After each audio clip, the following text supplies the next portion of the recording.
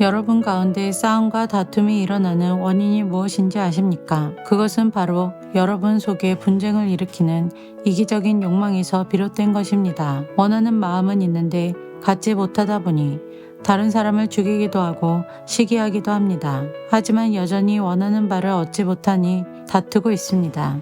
여러분이 원하는 바를 얻지 못하는 까닭은 하나님께 구하지 않기 때문입니다. 그리고 구해도 받지 못하는 것은 구하는 동기가 잘못되었기 때문입니다. 여러분은 오직 자신의 유익만을 위하여 쓰려고 구하고 있습니다. 하나님께 충성되지 못한 여러분이요. 여러분은 세상을 사랑하는 것이 하나님을 미워하는 것이라는 사실을 모르십니까?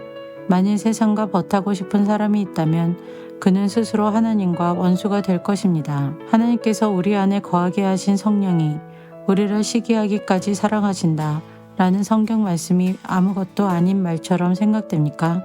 하나님께서는 우리에게 성경이 말한 대로 더 큰 은혜를 주셨습니다. 그래서 성경에 이렇게 기록되어 있습니다. 하나님께서는 교만한 자를 물리치시고 겸손한 자에게 은혜를 주신다. 그러므로 여러분 자신을 하나님께 드리십시오. 마귀를 대적하십시오. 그러면 마귀는 도망칠 것입니다. 하나님께 가까이 나아오십시오. 그러면 하나님께서도 여러분을 가까이 하실 것입니다. 하나님께 가까이 나아오십시오. 그러면 하나님께서도 여러분을 가까이 하실 것입니다. 여러분은 죄인입니다. 그러므로 여러분의 삶 가운데 죄를 깨끗이 씻으십시오. 여러분은 하나님과 세상을 동시에 쫓으려고 하고 있습니다. 정결한 마음을 품기 바랍니다. 슬퍼하며 울부짖으십시오. 웃음을 울음으로, 기쁨을 슬픔으로 바꾸십시오. 주님 앞에서 스스로를 낮추면 주님께서 여러분을 높이실 것입니다. 형제 여러분, 서로 헐뜯지 마십시오. 형제된 자를 헐뜯거나 판단하는 것은 율법을 헐뜯거나 판단하는 것이 됩니다. 여러분이 율법을 판단하면 여러분은 더 이상 율법을 지키는 사람이 아니며 오히려 재판자가 되는 것입니다. 율법을 만드시고 재판하시는 분은 오직 하나님 한 분이십니다.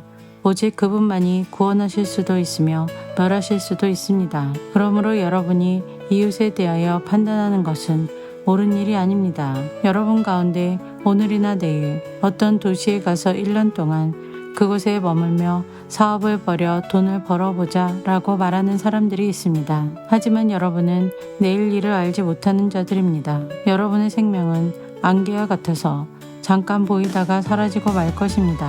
그러므로 여러분은 주님께서 원하시면 우리가 살 것이며 이런저런 일을 할 것이다 라고 말해야 합니다. 하지만 여러분이 교만해져서 자랑을 하고 있으니 이것은 잘못된 것입니다. 사람이 선한 일을 행할 줄 알면서도 행치 않는다면 그것이 바로 죄입니다.